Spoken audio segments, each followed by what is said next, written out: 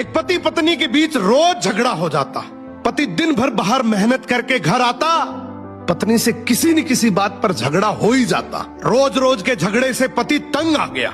एक दिन उसने अपनी पत्नी को प्यार से समझाया कि तू रोज मुझसे लड़ा मत कर। तो पत्नी बोली, क्या करूं, मुझे गुस्सा आ जाता है, मैं अपने गुस्से को कंट्रोल नहीं कर पाती हूं। पति ने तरकीब लगाई, कुछ कीलें लाकर अपनी पत्नी को दी और बोला, तुझे जब जब गुस्सा आए इसमें से एक कील इस दीवार पे ठोक देना।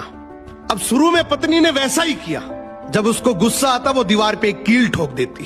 फिर उसे एहसास हुआ कि कील ठोकना आसान काम नहीं है, तो वो कोशिश करने लगी अपने गुस्से को काबू करने की। धीरे धीरे कोशिश करते करते उसने अपने गुस्से पर काबू करना सीख लिया। अब रोज का झगड़ा होना भी बंद हो गया। फिर एक दिन पति ने कहा कि अब जब भी लगे कि गुस्सा शांत हो गया है तो दीवार में से एक एक करके कील निकाल देना। पत्नी ने फिर वैसा ही किया।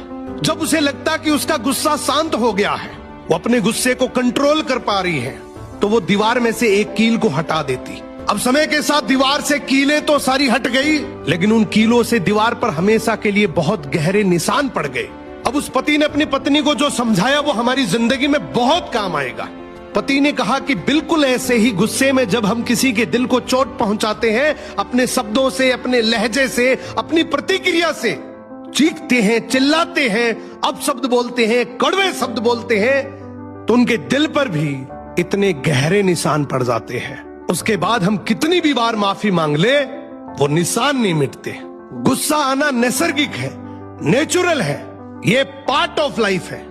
लेकिन इस गुस्से को कंट्रोल करना, इसको काबू करना, ये एक आर्ट ऑफ लाइफ है, ये एक कला है।